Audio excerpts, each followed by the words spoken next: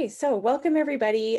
Here we are. It is, it's an evening time, and I'm so glad that all of you have been able to join us. We are going to be talking tonight about how you might want to explore and how to build yourself a step-by-step plan about how to leave practice. If that's what you're thinking of doing, is it the right decision for you? Is it not? Are there things you need to change, or is it truly, or are you truly on your way out of practice, and what that might mean for an exciting career change, and how to do that in such a positive way that it's really a launch forward instead of feeling like you might be giving up on practice. So to introduce myself, I'm Dr. Melanie Barham. I'm a veterinarian, and I'm also the founder of the DVM Project. The reason that I founded the DVM Project was that after I left clinical practice, um, I found that I kept getting calls from colleagues who were saying, I wonder if there's anything out there that might suit me. And at the same time, I kept meeting all these amazing veterinarians who were doing really, really cool things out in the world. Everything from leading climate change efforts to really changing the face of public health, to to making huge policy decisions, to being major entrepreneurs. And I just thought there's got to be a way to connect everyone and to bring everyone together. And so the DVM project has grown since then to offer courses and events and conferences, but that's where we're at today, and that's who I am. I did leave practice in 2014 after about 8 years in equine practice. And I never thought that I would end up outside of equine practice. In fact, I distinctly remember burning all of my poultry notes. And now I actually lead a program for the University of Guelph in infectious disease in all kinds of animals. So I have kind of an interesting career as well, and sort of an interesting path. And I also have the DVM project, and I do some consulting on the side. Since I've left practice, I've pursued an MBA as well as a project management professional designation. So, and I also just recently, as part of my MBA, worked on,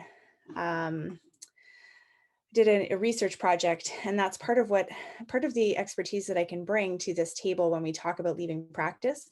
Did a research project of over 1,000 veterinarians worldwide, and asking them about their career paths and where they ended up, why they ended up there, how they felt about it, what helped them, what would have helped them, what helped them stay in practice, and what helped them make those decisions. So that's just a bit about me. So I'd love to know, we've heard from a few people, saying that they're calling in from Wisconsin, from California. I know there are a couple of other people on from other areas. Do you want to type in the chat where you're calling in from? I would love to know. Or you can just say it out loud.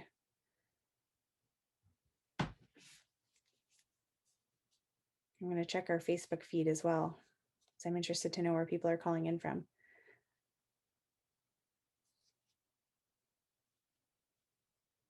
Okay, we've got a couple of people from Canada, a couple of people from the Midwest, one from Ohio. Cool, so lots of different people. Corey and Jenna, where are you from?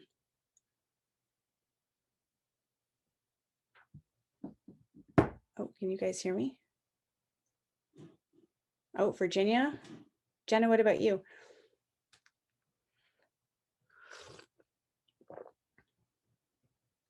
Michigan, good. So lots of people from the Midwest today. That's great. Okay. Oops. So what are we going to actually talk about today? This is going to be very interactive, and I'd love for you guys to have input too. So please feel free to type in the chat or to just unmute yourself and ask questions. What we're going to go through, we're going to talk about, so I've just introduced myself. We're going to talk about what we know about veterinary careers and some of the myths that might have been out there before, from research and from practical experience, from my experiences interviewing over 40 veterinarians, and then also from the research project that I did. We're going to talk a little bit about how to know yourself so that you don't end up in the same position, just in a different industry, or in the same, in doing the same things to yourself that you might have already done in practice. Polishing your documents and getting ready for a career change, your personal brand, job seeking, and then landing and how to land where you want to go, and launching into a new career and really moving forward. So I just want to ask, is there anything else? Is there anything else that you guys wanted to touch on, or anything specific that you'd like to chat about? Feel free to unmute yourself. For some reason, I can't see the chat.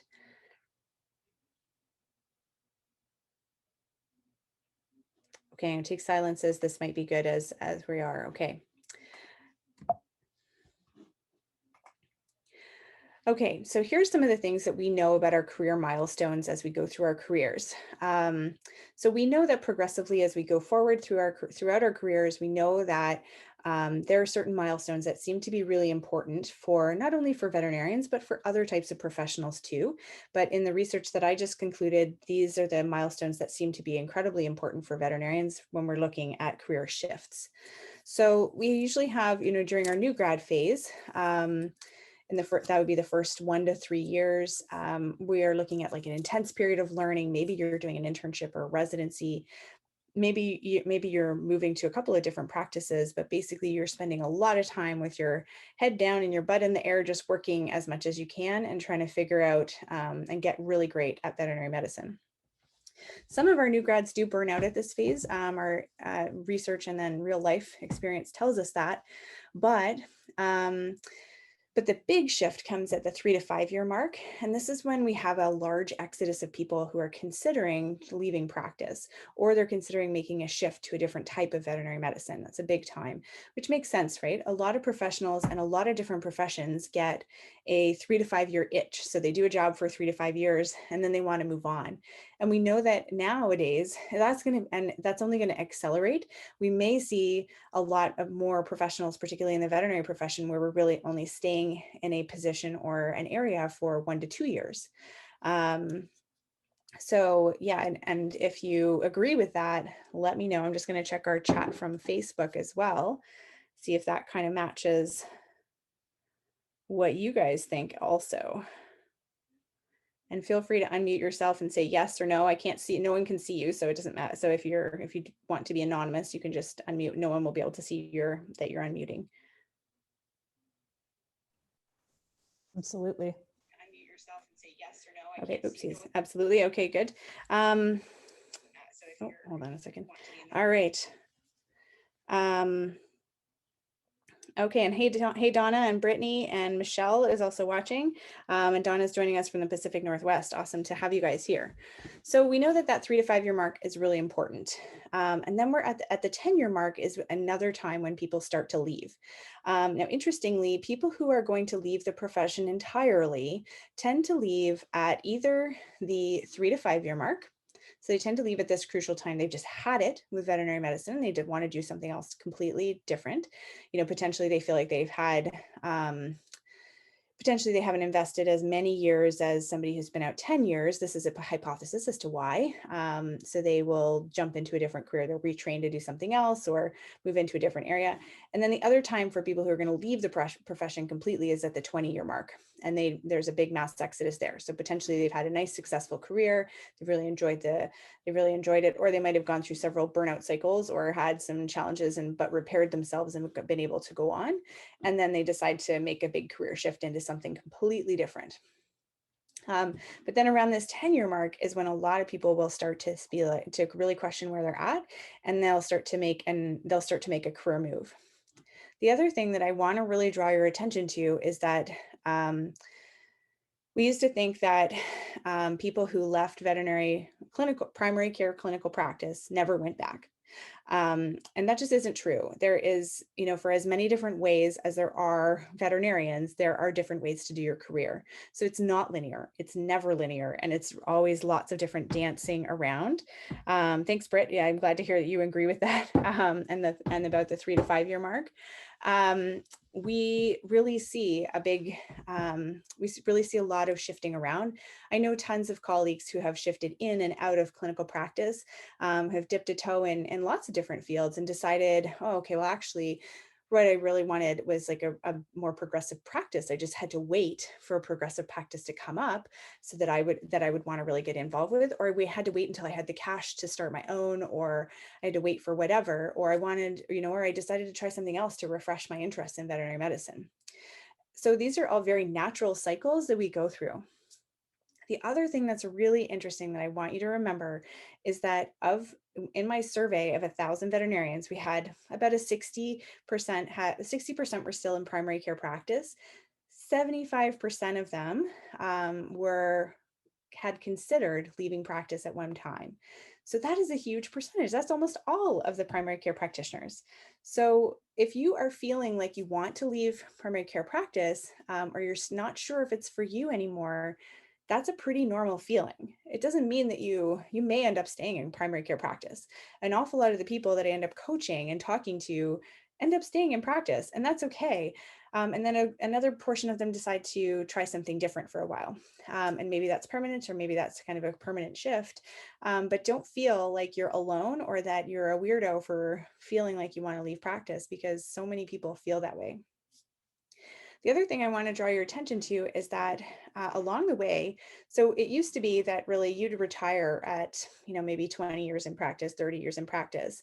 But nowadays we're really seeing people, they retire, then they'd have a second career, and then so they'll have this post-retirement period, and then they'll have their real retirement where they really stop working and they're really ready to go into really into leisure activities, or, different challenges with their, or spending more time with their family, or maybe childcare, depending on if they're grandparents. So just to note that we have a ton of different generations working together. And we have people from the age of maybe 75 to 85 years old working with us, down to as young as 22 sometimes. So we have a huge amount of different people watching and being part of the workforce, where before it was really truncated. It was really not as long a career. And before, it was very linear. You would go out into practice, you would buy your practice, you would be in there for a long time. And that was the story that we were always told. But the other truth that you should know is that actually, from the time that veterinarians were in North America, the Ontario Veterinary School is the oldest school in North America, if I'm correct in my history. And the veterinary historian there has, she and I've chatted on many occasions, and she went through the literature for me when I was doing my research project. And truthfully, veterinary medicine has always been non-traditional. Since veterinarians came to Canada and North America, we have been doing public health work. We have been doing milk quality, milk safety, educating the general public on what to do and what not to do with food products, helping with meat inspection. Those were the earliest non-traditional careers, and they were very common. And in the military, there were huge roles there. There've always been many roles. And then later on, as the profession solidified, we ended up there was research, and then there became industry when there became a pet food industry. So there have always been non-traditional roles. It's just that we didn't always hear about them, which is a really interesting thing, or they weren't perhaps always celebrated the way that I think they probably should have. So, before we go on actually into the knowing yourself and why it matters for leaving practice, does anybody have any questions or comments about those ideas? Anybody have any different ideas? Or feel free to unmute yourself, folks who are on the line with us, or if you are in the Facebook group, I'm just monitoring. So if there's any questions or any comments, let me know.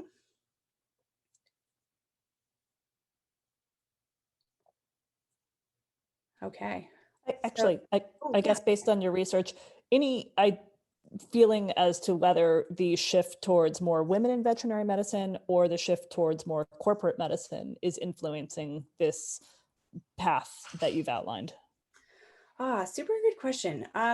So yeah, I sliced and diced my data in lots of different ways, because I was expecting to see lots of gender differences and lots of maybe differences between newer grads, and people who have been in practice for longer. But in actual fact, in many ways, we were very much the same. Between men and women practices, men and women veterinarians in all different parts of the world, I guess, in all different age groups. We all had the same sense of calling or duty to the profession, if you will. So a sense of vocation. When everybody took a standardized test, it was part of the survey, asking them about, did they feel like they were called by a higher purpose to become a veterinarian, all of us shared very high levels of feeling like we were part of something bigger, that it was sort of our duty to help animals, and that we'd identified that as from a young age, that kind of thing. So that wasn't different men to women. The interesting thing for me is that when we talked about have you considered leaving practice, the percentage of people who the percentage of women who had considered leaving practice was much higher than the percentage of men. I don't know the exact answer for that, but I have some good guesses being a working mother myself and a working female, that potentially it could be part of the, the additional roles that we tend to play with family responsibilities and that type of thing. So potentially that's a hypothesis. It doesn't mean that it's true for everybody. And then the corporatization, interestingly, I guess I'm not sure that my survey necessarily addressed that or kind of delved into that. So I can't answer that for sure. Does that help? Yep. Thank you very much. Yeah, no problem. Um, oh, and then somebody's looking to get into the Zoom. Just a second. Okay. Okay. So then let's look at knowing yourself and why it matters. So when we look at making a career shift, one of the big things that we have to be sure of is that we know ourselves first before we start putting ourselves out there and saying, hey, come hire me. Because the worst thing you can do is say, oh, yeah, I'm looking to leave a really crappy practice situation. I just really hate practice and I'm just feeling really burnt out and horrible right now. So I just thought this job might be a good way to do that. Like just kind of take it easy. That's not the kind of story. We want to make sure that we have our story straight. So that's one reason, is that it's going to be harder to find a job. But the second reason is that it's also going to be a lot easier to find a really good job that's really going to match what you want to do, if you're able to if you're able to know your values, purpose, and strengths really, really clearly, and be able to solidly tell the story of you, to anybody who you're trying to tell. Um, so this part this part is sometimes where people end up deciding that they want to stay in practice after all. For example, in our last course, Ready for Change, we had a couple people who were considering leaving practice, but then by the end they decided, actually practice is really for me. I just have to rearrange things and change how they're going to be, and then I'm going to be much more successful. So they tried out some things and then it ended up working out for them. So they decided to stay. So these are really important questions. And the third reason I'm going to tell you, this is a personal story. When I left practice, I did not have my values and purpose and strengths real clear in my head. I mean, I had a fairly good sense of who I was, I think, and what values I had, what strengths I had to offer, but I didn't have some of the pieces about, some of my boundaries and where I wanted and how I wanted things to change specifically. So one of the things in practice was that I had very poor boundaries and that I was constantly doing lots and lots and lots of things and working a lot of hours, and saying yes to clients all the time. And then when I left practice, I was in a job where I didn't have to work as many hours, approximately half the hours that I did in practice. And but what ended up happening is, because I have such poor boundaries, I did have such poor boundaries, I ended up jumping into all these other opportunities that ended up taking up just almost as much time. So I ended up putting myself into this scenario because I could not say no to anybody. So making sure that you know how you want things to change and you understand the areas specifically that you need to work on in yourself before you're going to be successful in that change is also incredibly important. So it's worth asking yourself those questions, like, who am I really? What do I stand for? What things do I want to be different, when I make this shift? In the same way that, weight loss isn't really all about, and when people talk about going on a weight loss journey, like all of a sudden, if you lose 100 pounds, it doesn't mean that you're all of a sudden super duper confident and everybody loves you, or you're all of a sudden a completely different person. You're just a different person in a smaller body. So same thing with a job. Like you could be the exact same person with the exact same challenges and problems in a different job. So there might be just different parameters around that job, which can be helpful. but you can also land yourself in hot water. So do make sure that you have asked yourself those questions, like, what am I good at?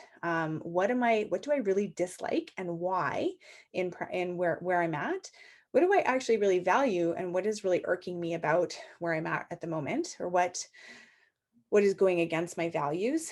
And then where do I feel like my purpose and my strengths are? Like, what is it that you think you're really meant to do in this profession, and why? And keep asking yourself why that is not happening at the moment. If you want a free resource, there's one, I've linked it here on the slides here in the DBM Project resources. It's called the Career Planning Guide. You can download it for free anytime. And it just goes through some of these questions, kind of a nice workbook, and it kind of gives you a plan. It gives you actually a pretty solid plan for the year going forward as to how you're going to make changes in your life. Let me just go through to the next slide. Any questions or comments about this? Anybody ever been in that situation?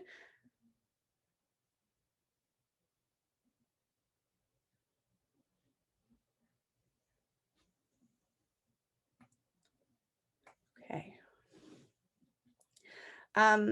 So when we talk about creating and polishing our documents, so if you do decide, yes, I would like to try to delve into the non-clinical or non-primary care practice areas, really we need to polish up your documents so that you are ready for the next stage of your life, and that you're showcasing really who you truly are to the people that you're trying to project that to. And that's really, and to me, a resume and cover letter are about getting your foot in the door.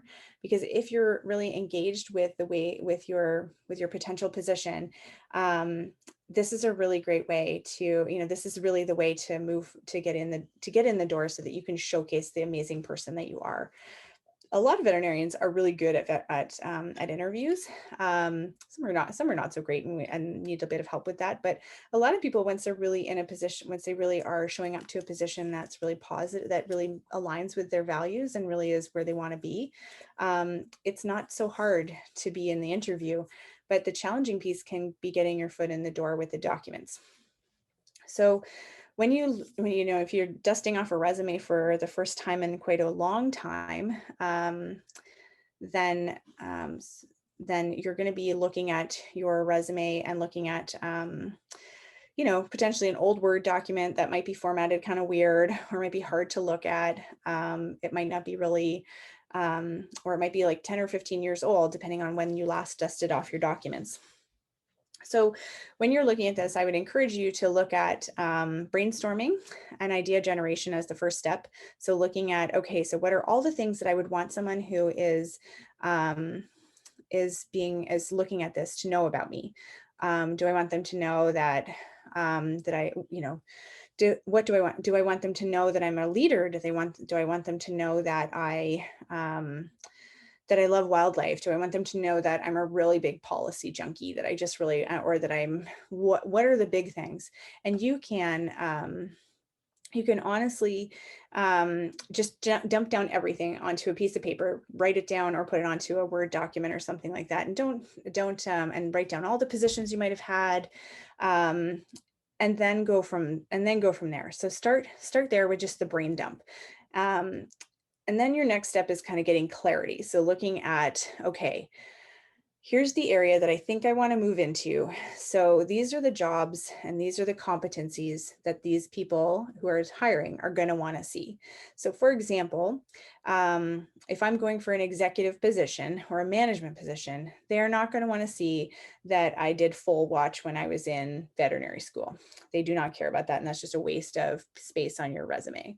What they do want to see is that they want to see that I ran the staff meetings at the practice. They want to see that that I've been able to they want to see that I've been able to lead people, that I've been able to work together with teams. They want to see that you are able to manage documents. So they want to know that if you overhauled the treatment process at your practice, or you are in charge of protocols at your practice and you take responsibility for that regularly. So those are big, like those are called transferable skills generally, but this is where we want to gain clarity and kind of get a look at the overlap. So what's on the first paper of all the stuff, all the junk that you've done from from university onwards, all the way up to now. So what have you done? What do you want someone to know about you? And what evidence do we have to share that? So that's where we get the clarity and looking at the overlap. So looking at the list of things that people who are looking for your dream job would want to know about you, and then looking at what you have to offer and trying to see where those overlap and smithing it so that you have shared with them those things. Like they don't want to know in practice. I did cytology and clinical exams for dermatology and primary care practice, including spays and neuters and whatever. Those things are not real important for a non-clinical job. Things you want to be sharing are the stuff like managed a team in a high stress environment if you worked emerge, managing approximately X amount of cases during a 12-hour shift. You can share any awards that you might have won or any fundraising opportunities you might have taken on or leadership opportunities within your clinic. Those are really important to showcase. How did you interact with the team? What roles did you interact with? Did you lead a collaborative effort for the whole clinic to fundraise for a charitable organization, for example? Those are really good things to share and showcase if you're trying to move out of the clinical technical roles. Now, if you're moving into something that is still clinical but not primary care practice, some of those technical skills would be really helpful. Like if you worked at an exotics practice and you're trying to break into lab animal, for example, then yeah, knowing that you know how to do rat surgery, that's probably a really good idea. That's probably a really good thing to highlight. And that if jobs in that area are looking for you to be running a cytology lab within the lab animal sphere, yeah, you should know how to do that. And you should be able to showcase that you are good at that or that you've done some CE in that area. But do look at, you can look at job ads, you can reach out to people in that area and ask them what they would be looking for in that kind of position so that you can try to mesh your documents together with that. The other thing I would say in this is that in the refinement stage, when we move into that, is where we start to look at formatting and making things look beautiful.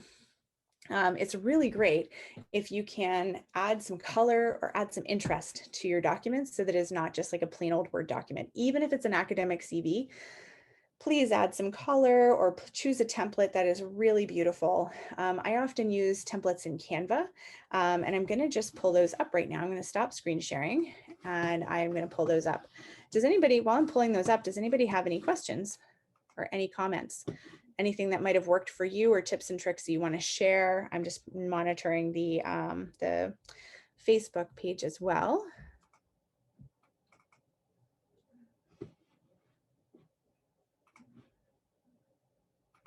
Okay. I'm going to show this again. I'm going to share my screen. Okay, so this is a template that I did up in Canva, which is a free program, and it is really easy to use, very user-friendly. It's free, C-A-N-V-A, Canva. So you can see here, you can see that it's got a pop of color. It looks professional, and this is just a template, right? So I've used some geometric shapes at the top, and I designed this. This is a fictional veterinarian, but I designed this for a veterinarian that I worked with to look at her documents because this was, these colors matched with her personality and it matched with the way that she was presenting herself. So we always start with an executive summary. Then we go into experience, and you don't have to have these chronologically. They don't have to be, you want to look at what area you're trying to move into and try to put the information that you need that's relevant at the top. So if I had worked 2 years ago in a lab animal scenario and I was applying for a lab animal job, I would put that first, and I wouldn't worry about the chronology quite so much, because I want, realistically, you have about 30 seconds before someone is bored to tears in reading your resume. And I know this from reading a lot of resumes when we're on hiring committees. It's really boring to look at resumes unless they're pretty and unless they are eye-catching and they have really good wording. And so you want to know, is this person, right off the bat, like what's the relevant stuff? And you don't want to be dinking around till the third page or something like that. Ideally, you'd keep it to 2 pages. And ideally, you'd have your cover letter that would look a little bit similar. So you'd use the same branding. So this is page 2 of this fictional resume. There is no Allison Sweet that I know of. And then we go into volunteerism because that's very important to round out your portfolio, particularly if you're younger and you're trying to get into a new area. Volunteerism can be a way to showcase that you have leadership potential, that you have the opportunity and the ability to move into positions that you may not have, maybe above your batting average. You might want to put in publications, training and certification, and then your education I always put last. And the reason I do this is because everybody, if you say Allison Sweet DVM, everybody knows you went to vet school. It's less important to know where you went to vet school. They'll figure that. I mean, they'll read that at the bottom, but don't waste their attention by putting it at the top. I'll show you one other one that I did as well that might be nice to take a look at. Where did it go? Review. Here, oh, where did it go? Here it is. Here's the other one. So again, more of a nice bold color.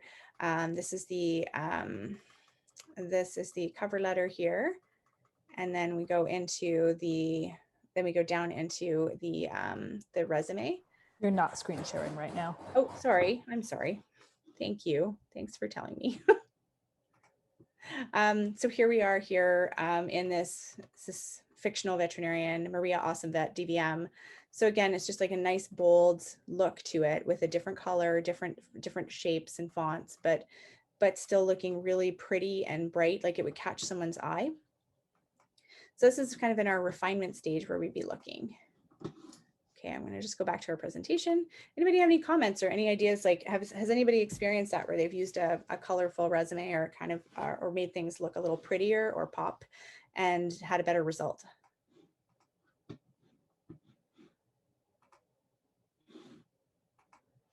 I know I have. It's been hugely helpful for me. Okay, present. Okay. So then we go into sharing it. Now, when we go to sharing your resume, you can send this if you're having a coffee meet with somebody, particularly if you're interested in how to, and kind of how to break into a field. You can share with them your resume, and often people will give you feedback on it and say, or you could ask for it and say, as you know, I'm looking to break into this field. I wonder if you could give me some feedback on what if you think my skills are matching up, or whether you think that that what I'm doing, if I have the skills that I need to get into this field, or if there's any gaps. And they can give you some great ideas. And then continuous improvement. So kind of circling back to this refinement stage with the with getting feedback. You can also employ professional resume people. There are people all over the world. We do it at the DVM project as well. And we're happy to take a look or share packages with that as well. If you look at personal branding, this usually makes people totally squirm, and people do not like this. Okay, and Britt says, love to hear that color is a good idea. I had always assumed professional equals black and white. Ooh, well, good. Yeah, it's awesome to have black and white, except that it's really boring. So when you have a stack of resumes, realistically, we want to have some color. And particularly if you're trying to go into a role, for example, that has anything to do with marketing or has anything to do with industry or pharmaceuticals, it can be a nice thing to showcase that, yeah, you know how to use a little bit of graphic design. So they can be really helpful things. And Ellen says, I loved having my resume formatted with color. I was hesitant, but now I love it. Okay, good. So let's talk about personal branding, why it's awesome and needed, and how to get started. So if you think with personal branding, that sounds gross and awful, I would agree with you that I've always hated that term, and it has often made me feel uncomfortable to do it. But here's why it's really important to make sure that you have personal branding that you have personal branding and you're really working towards showcasing who you are. And really, personal branding is just showing what's inside and showing it outside so that you can short circuit and get to know people, not short circuit, but you can short circuit that long, drawn out process of getting to know someone and try and just get to know them so much faster. So it helps people to know you and know the real you so much faster when it's done right. And I'm not talking about like posting pictures of you like in bikinis on Instagram. That's not personal branding, or like posting, really self-promotional posts on social media or on LinkedIn. What I am talking about is showcasing who you really are and what it means to know you, and the ethics and the values that you have, and the reason that you really want to be part of a different part of VetMed. That's really what personal branding is. And so moving into thinking about, if you reframe it and think of it that way, I think it becomes, for me anyways, it becomes way less icky. Um, and the way that I would suggest getting started is to build yourself a LinkedIn profile if you don't have one. If you do have a LinkedIn profile, I would recommend getting into it and having a look at it. And it's a great way to kind of try out some stuff and see what kind of reactions you get from people. Um, you can try out different titles or different things that you're into. You can post different articles. Um, and it can be fun and can be interesting. I mean, as long as you're not proclaiming that you're chief veterinarian of the whole entire world when you're not. But I think most veterinarians we're not going to do that. It's just not in our DNA, right? Um, Most of us are a bit bashful about sharing things that we've done, but sharing the cool things that you've been part of in your career on LinkedIn or another social platform. Personally, I prefer LinkedIn because I think it's great. There's so many people who are going to be decision makers for jobs that are looking there, that it can be great to just post a few things, share a few articles, join a few groups, see what's out there, and see also what resonates with you. So as much as it can be showcasing who you are, it's also finding out information back again. Um, Now, I know there are lots of people who are really active on LinkedIn and have some good tips. So, does anybody have any ideas or tips that they want to share, or things that they have seen work really nicely for LinkedIn?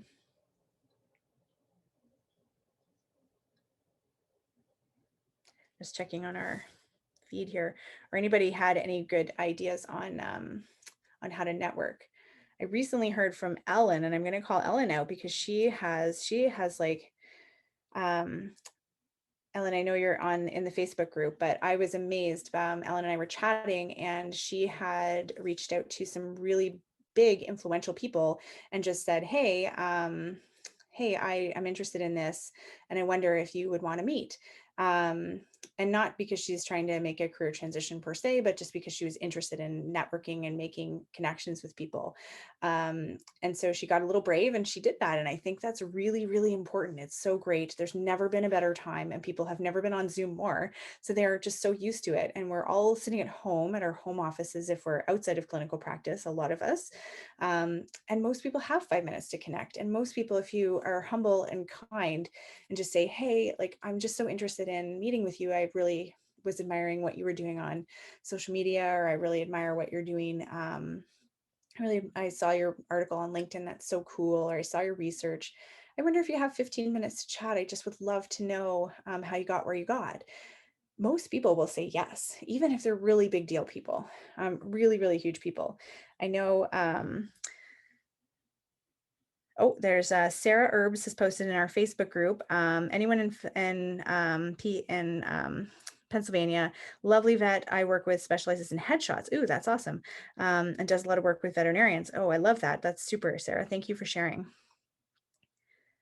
Um, so I can't recommend this enough. And meeting with people and kind of getting started that way, it helps you to develop your elevator pitch too. Like, "Hey, I'm Melanie." And then because they'll inevitably say, "Well, tell me a little bit about yourself." Why the hell are you, why are we meeting? So you'll say something like, "Oh, well, I'm Melanie, and I left practice and now I'm looking for this. And I just wonder if, or I'm looking to leave practice. And I just wondered if I could pick your brain a little bit. Here's where I'm at. Here's some of the things that I've done." And you'll get yourself a little elevator pitch as you meet with more people. It's a really, really good exercise in getting yourself started with how to tell your story. And and then how to get that word out there and how to gain some more information about how to get into the field that an area that you want to get into. Um, so yeah, so those are some little tips that you can use to get started. I've also posted our guide to DIY headshots if you're not in the market for a professional headshot or it's tricky with COVID. So there, it's also under the DVM project resources free guide. You're welcome to grab that at any time. I did a DIY headshot because I think I was on maternity leave and I don't know, I had a baby sleeping upstairs. So I was like, you know what, I'm just going to figure this out on the cheap. So I wrote a guide and it's there. Yeah, and Ellen says, yes, you have nothing to lose by contacting the people you want to talk to directly rather than speaking to people along the hierarchy. And I totally agree. You might as well just reach out to the people you're interested in talking to. And sometimes they'll just be really impressed that you reached out to them. And sometimes, even if you're a really big fish, it's so refreshing to talk to somebody who has fresh ideas and is interested to meet you as well, as opposed to doing a million boring meetings.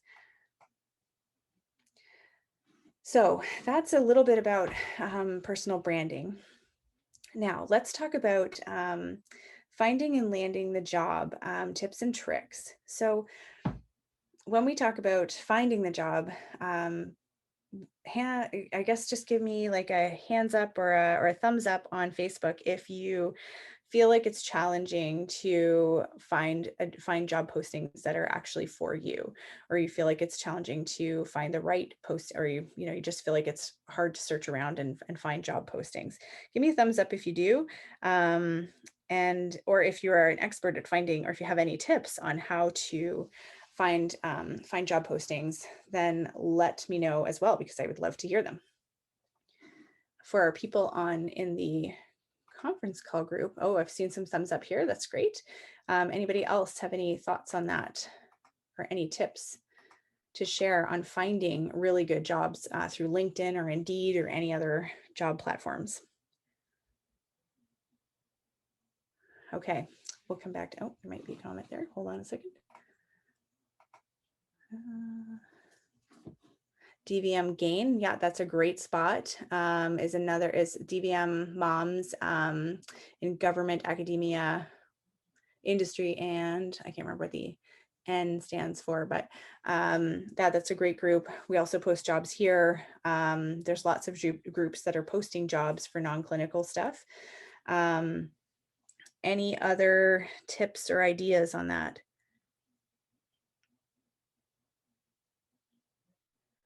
So, I actually got a couple PMs from people saying that yes, they find that challenging to find job ads that are interesting and that are up their alley.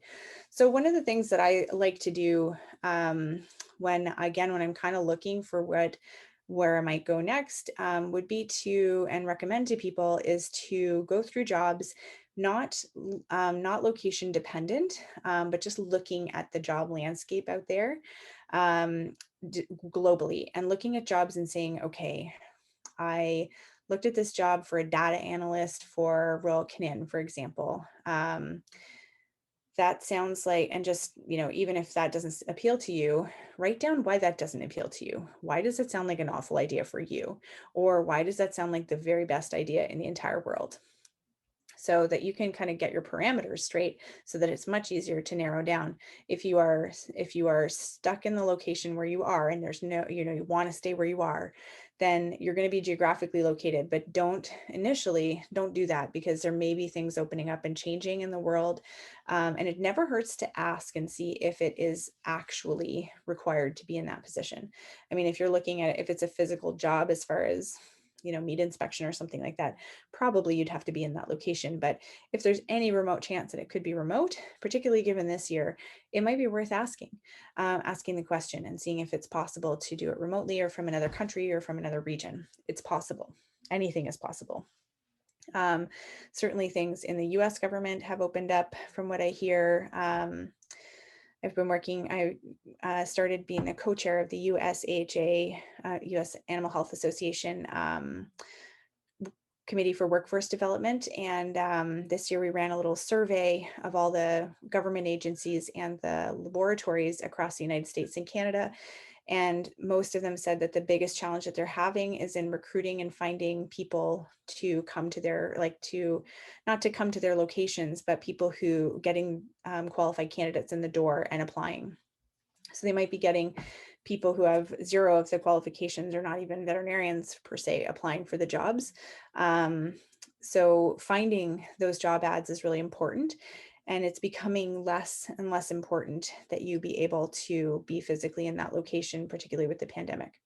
So when we're looking, a couple of the top ones would be LinkedIn and Indeed are big ones. And you can set alerts for those if there's a company you want to work for.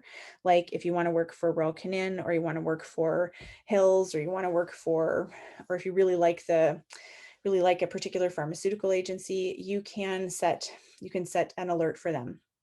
Or if there's a university, for example, and you can also set an alert for types of jobs. So you might want to set, if you're looking for a management job, you might say, and this might cast a really wide net and leave a lot of emails, a lot of alerts in your inbox, but you could say director, for example, director in the area of, Greater Toronto or something like that, or vice president, or a director of operations, or manager. Those might give you some really good leads. And you could say in medical, you can set lots of different parameters in LinkedIn and Indeed, and they'll send you alerts as soon as something comes up. Other ones that might be less obvious would be ag jobs. You can search particular recruiters. And sometimes it's worth working with a recruiter and speaking with them directly and saying, here's what I'm looking for. Here's my documents. I've had them professionally reviewed. I'm ready. I'm really ready to move on. And they can keep their eyes out for you or give you an idea of where to go. Those can be really, really helpful. And awesome, Donna ran the food safety track speakers for the virtual USAHA. Yeah, it was excellent. And that's another tip and trick for finding and landing jobs, is that oftentimes going to conferences and networking, even if they're conferences that you wouldn't normally attend in practice, you might attend if you were in that type of role. That can be really helpful. There's no rule against going to a conference if you're not in that field. If you're just trying to get into it, it's a great thing to do.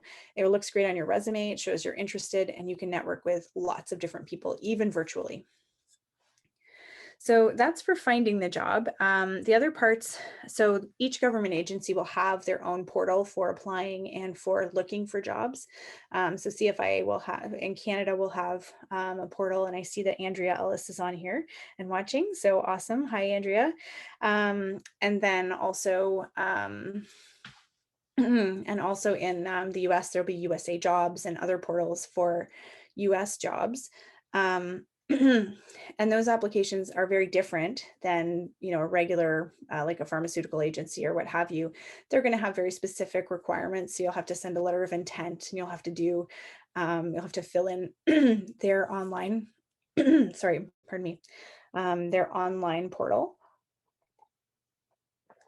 But those can be good alerts to set too. So you can set alerts for those. And then a lot of times on LinkedIn and Indeed, they might be a day or two behind. So if it's a job that's closing quickly, the turnaround is short. It can be worth daily checking those sites that you're really, really interested in if you really want to nab a spot at a particular agency. And if anybody has any other tips, because I know there's some really clever, smart people in our group who do hiring on a regular basis, please feel free to share them. As far as looking at landing the job and interviewing, there are so many different cool interviewing techniques that you can use, but the biggest one is really just preparing and imagining and envisioning what questions you're going to get asked, going through that with somebody who can help you as far as listening. So that can be a spouse, a good friend, a mentor, someone who can coach you through, okay, that answer was a little weak. Maybe, knowing you, I would bring forward this example, or, kind of bringing out the best stories that you might have so that you can be really prepared. Make some notes in advance, know about their company. This seems like kind of basic stuff, but honestly, a lot of candidates will come in and they won't have even looked at what the company does or what their key products are or what their values and missions are. You do need to have that, especially in a competitive market. So pharmaceutical industry jobs and pet food company jobs are very, very competitive at the moment with hundreds of applications for every position. So if you're looking to be the successful candidate, you do need to have you need to know your stuff. You need to have done your research, and you need to have thought ahead about, you need to have some really good examples of ways that you have excelled, um, times that you've failed but picked yourself back up again, how you've handled conflict, how you've worked with teams. Those are really good things that you need to have under your belt and have written down and practice telling those stories. Donna, this is a great tip. I tell veterinarians who want to explore other types of veterinary work to network within our organizations. American Association of Food Safety and Public Health, that's a great organization. American Association of Food Safety and Public Health Veterinarians, costs $42 for the annual membership fee. There's also the American Association of Industry Veterinarians, which is fantastic. Many members of our group are part of that industry group as well, and it's fantastic. Their talks are incredible, and I can highly recommend that. Any questions or tips that anybody would like to share before we go on?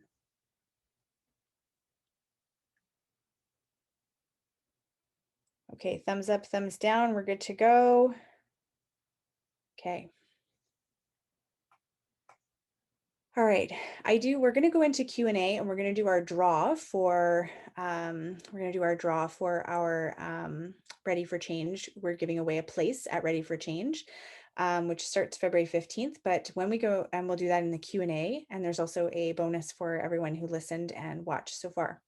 So this course is 10 weeks. It's a course and a group coaching hybrid. And basically we designed this to kind of go through everything that we talked about tonight, but in great detail. It's 10 modules, weekly group coaching sessions. There's a weekly video and a reflection activity. And then you kind of get a roadmap and a workbook that you're going to work through to kind of give you a really good sense of where you're going to need to be at. We also look at your LinkedIn profile and do some and make some recommendations. You're also part of a community because there's a bunch of people going through the same thing. So some people are looking to make a change and leave practice. Some people are looking to be better bosses at their practice as owners. Some people are looking to make big changes in maybe they're looking to level up in their career. These are some of the people who have participated in our course. And we do not only the group coaching, but we also do individual check-ins to make sure that you're working towards a goal and that you're achieving those. So just for listening to this, and for coming tonight, if you are interested in Ready for Change, it's going to open up in about a week. So keep an eye out in the group for that or on our email list. And you can use code better 2021 for 20% off the course. So big savings, and thank you so much for coming. I'm really happy to have had all of you participate. So we're going to go into Q&A, but mostly I'm excited that that all of you took the time to be here and to invest in yourselves and to listen listen and share tips as well and be part of this conversation.